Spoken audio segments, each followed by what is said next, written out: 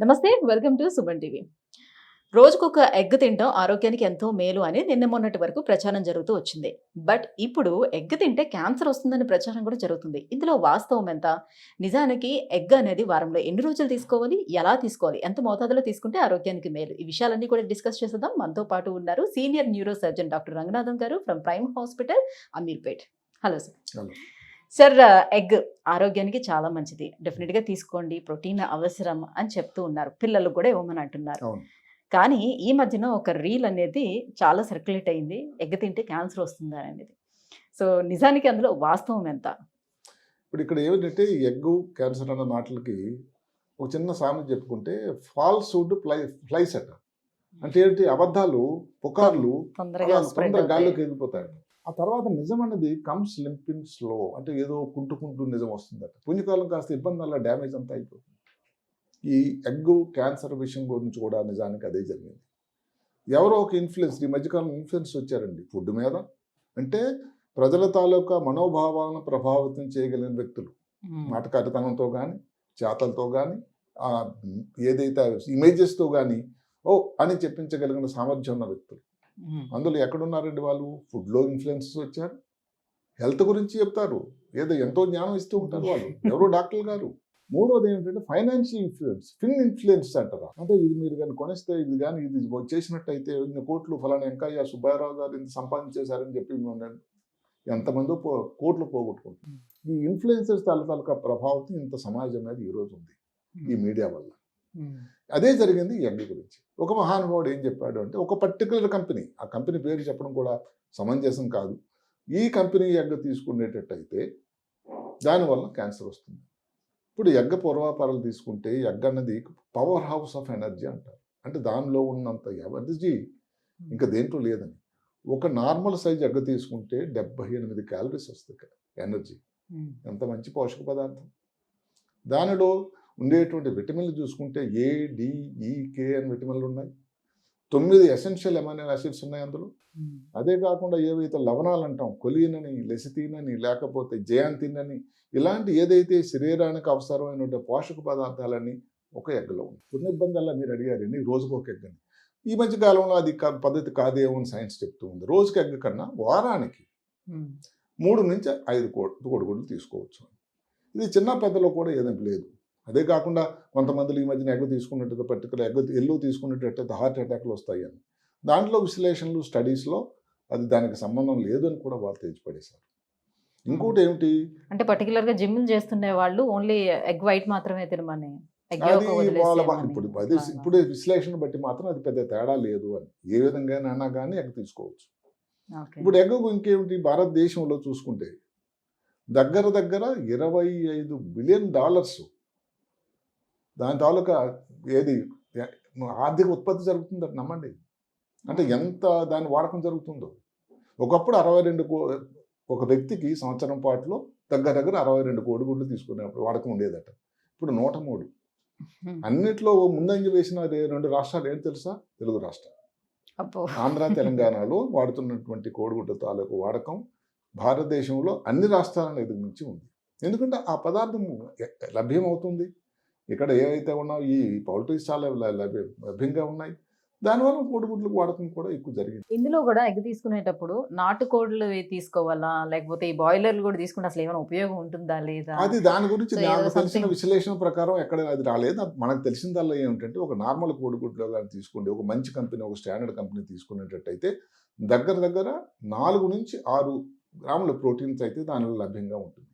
అంటే ఇందులో ఒక్క కోడిగుడ్డులో ఇన్ని పోషక పదార్థాలు ఉండేటువంటి విషయాలు ఇంకెంతో లేవు. అదే కాకుండా ఆర్థిక ప్రగతి చూసుకున్నట్టయితే అసలు ఎంత ఉందండి. అసలు ఇంకా దగ్గర 2030 కల్లా దగ్గర 25 బిలియన్ డాలర్స్ అయిపోతుందట. అంటే లెక్క పెట్టండి ఇంకెంత ఉందో ఒక్క ఎగ్ వల్ల. అలాంటి దానికి ఈ చిన్న వీడియో, ఇది ఫ్లైయర్ వల్ల, ఏదైతే రీల్ వల్ల ఎంత గండికి పడింది, ఎంత నష్టం జరిగిందో ఆలోచించండి. దీనికి చిన్న కారణాలు కూడా లేకపోలేదు. ఇప్పుడు 2022లో ఒక చిన్న పెద్ద మెటా అనాలిసిస్ అని జరిగింది. అంటే ఏమిటి, ఏమన్నా కానీ కోడిగుడ్డు కానీ ఎక్కువ కానీ తీసుకుంటే, అదొక మాట పెట్టారు, కోడిగుడ్డు ఎక్కువ కానీ తీసుకునేటట్టయితే ఏ క్యాన్సర్ వచ్చే అవకాశం లేకపోలేదు అని. ఉంది అని చెప్పలేదు వాళ్ళు. ఒక అనుమానం పడి చూపించింది. దాన్ని బేస్ చేసుకొని మాట్లాడారు. ఇంకొక చిన్న స్టడీలో కూడా ఏమిటంటే ఈ క్యాన్సర్ స్త్రీలలో వచ్చి ఒవేరియన్ క్యాన్సర్ కానీ రొమ్ము క్యాన్సర్ కానీ ఈ కోలోరెక్టల్ ఏదైతే రక్తంలో వచ్చేటువంటి క్యాన్సర్ కానీ అవకాశం ఉందని ఇంకొక మహానుభావుడు సెలవు ఇచ్చాడు. కానీ దానిలో ఉన్న పదార్థాన్ని ఎందుకు ఆయన చెప్పాడు? నైట్రోఫురాన్. అంటే ఈ నైట్రోఫురాన్ ఏమిటంటే ఏదైతే పౌల్ట్రీలో వాటికి వాడేటువంటి ఒక రకమైన యాంటీబయాటిక్. అది నిజానికి యూరినరీ యాంటీబయాటిక్. అది పాతకాలంలో మేము స్టూడెంట్స్గా ఉన్నప్పుడు మూత్రంలో వాళ్ళకి ఇన్ఫెక్షన్ ఎవరైనా వస్తే ముఖ్యంగా స్త్రీలలో వాడేటువంటి చాలా గొప్ప యాంటీబయాటిక్ నైట్రోఫురాన్. దాని తాలూకు ఈ పదార్థమే ఏది దాని నుంచి వచ్చేటువంటి ఒక విశ్లేషణ పదార్థమే ఇది నైట్రోఫురాన్. ఈ చిన్న ట్రేసెస్ ఉండేటట్టయితే మన దేశం తాలూకు ముఖ్యంగా ఏదైతే food security standards authority India వాళ్ళు ఏం చెప్పారంటే దానివల్ల అబ్బాయి క్యాన్సర్ వచ్చే అవకాశం లేదే లేదు అని నిర్ధారణగా చెప్పారు. అయితే ఇంకా ప్రజలకు ఏమిటంటే మన స్టడీస్ మీద కొంత ఇంకా నమ్మకం తగ్గుతూ ఉంటుంది. ఇంకా పూర్తిగా రాలేదు. ఎవరో విదేశాలలో చెప్తేనే గోరా చెప్తేనే వచ్చేటువంటి అవకాశం. దానికి కూడా మనకు సహాయం అనేది ఇంగ్లాండ్ నుంచి ఒక స్టడీ వచ్చింది. దీనిలో క్యాన్సర్ రావడానికి ఆస్కారం లేదు.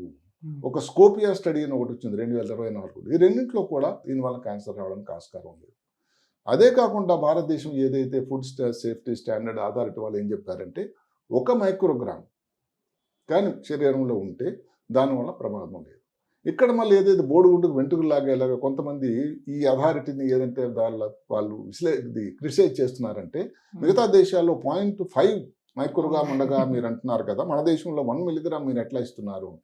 దానిగా వాళ్ళు చెప్పాల్సింది వచ్చిందంటే మన దగ్గర ఉండేటువంటి విశ్లేషణ పద్ధతులు వాటిని అనలైజ్ చేయాలంటే 1 మైక్రోగ్రామ్ ఉంటేనే మనం అనలైజ్ చేయగలం, కానీ దానివల్ల ఇబ్బంది ఏం లేదు అని. దీనికి తోడు మనకు దన్ను ఎక్కడి నుంచి వచ్చిందంటే ప్రపంచ ఆరోగ్య సంస్థ WHO వారేం చెప్పారంటే ఏదైతే నైట్రోఫురాన్ వాళ్ళు ఏం చెప్తారు, క్యాన్సర్ రావడానికి అవకాశాలు స్మోకింగ్, వాళ్ళకి మద్యం సేవించడం, ఊబకాయం, ఎక్సర్సైజ్ లేకపోవడం, భోజనంలో కొన్ని పదార్థాలు ఇవన్నీ లాగా ఉన్నాయి కొన్ని. అలాంటి దాంట్లో గ్రేడింగ్ ఇచ్చారు 1, 2, 3 అని. ఈ నైట్రోఫురాన్ టైం గ్రేడ్ 3 అండి. అసలు దాంట్లో రావడానికి ఆస్కారం లేదు. అంటే ఇది ఎంత ఒక డొల్ల సమాచారం ప్రజలను ఇబ్బంది పెట్టడానికి. ఆ ఒక్క కంపెనీ చివరికి ఒక ఆర్థోపెడిక్ సర్జన్ మహానుభావుడు ఏం చేశాడంటే ఒక వీడియో చేశాడు. ఆయన చేసి ఎగ్ నేను తిన్నాను, ఈ కంపెనీవే, నాకేం కాలేదు క్యాన్సర్ అని చెప్పాల్సిన అవసరం వచ్చిందంటే ఎంత విచారకరం చెప్పండి. కానీ ఇక్కడ నేను ఒక మాట చెప్పాల్సింది ఏంటంటే ప్రభుత్వం వాళ్ళకి విన్నవించేది ఏంటంటే ఈ మీడియా, సోషల్ మీడియా అనేది ఉంటూనే ఉంటుంది. వాటి మీద ఫేక్ న్యూస్ మీద ఏదైతే కొన్ని నిషేధాలు ఏదైతే విధించినట్టుగా ఇలాంటి వాటి మీద కూడా కొన్ని కట్టుదిట్టం నిబంధనలు పెట్టించాల్సిన అవసరం కూడా వచ్చింది ఏమోనండి. ఇప్పుడు దానివల్ల ఎంత ప్రమాదం, ఎంత ఇబ్బంది జరిగిందండి, ఎంత లాస్ అయింది, ఆ కంపెనీ తాలూకా ప్రెస్టేజ్కి ఎంత ప్రమాదం జరిగింది. సరే ఇందులో ఏంటంటే కోడిగుడ్లు అన్నీ తీసుకోవచ్చు అంటే మీరు తీసుకునే ముందు ఏ కంపెనీ చూడండి, వారానికి 3 నుంచి 5 కన్నా ఎక్కువ తీసుకోవద్దు. అందరు కొన్ని స్టడీస్లో ఏం చెప్తున్నారంటే 1.5 కంటే ఒక రోజు ప్రతిరోజు కానీ 1.5 కానీ 1.5 కోడిగుడ్లు తింటే ఇబ్బంది వచ్చే అవకాశం ఉండొచ్చు. కాబట్టి 3 నుంచి 5 తక్కువ మోతాదులో తీసుకోండి. అదే కాకుండా దానికి ఆల్టర్నేటివ్ ఏదైనా డైట్ మనం తీసుకున్నదల్లా మీరు అన్నట్టు ప్రోటీన్ కోసం ఈ ప్లాంట్ ఫుడ్స్ కానీ లేకపోతే ఈ డైరీ కానీ చికెన్ కానీ ఫిష్ కానీ ఇలాంటివి మీరు తీసుకోండి. అదే కానీ తీసుకునే ముందు ఒక స్టాండర్డ్ కంపెనీని చూజ్ చేయండి. అలాంటి వాళ్ళలో పేర్లు మనం చెప్పడం ఎవరికి మనం అడ్వర్టైజ్మెంట్ చేయడం లేదు కాబట్టి కరెక్ట్ కాదు, కానీ దానివల్ల ఇబ్బంది రావడానికి అవకాశం తక్కువ.